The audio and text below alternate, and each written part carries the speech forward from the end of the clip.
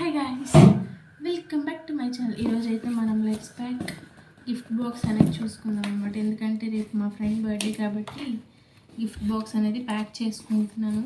First item వచ్చేంటి అంటే ఒక డ్రెస్ తీసుకున్నాను తన కోసం అని చెప్పి.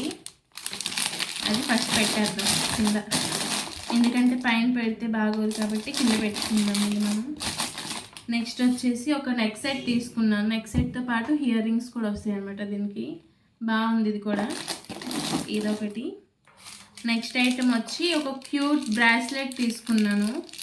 యాక్చువల్లీ నేను ఇంకొకటి ఆర్డర్ పెట్టాను కానీ అది రాంగ్ రావడం వల్ల మళ్ళీ ఇది ఈరోజు తీసుకున్నాను అనమాట వెళ్ళి. కానీ బాగుంది ఇది కూడా.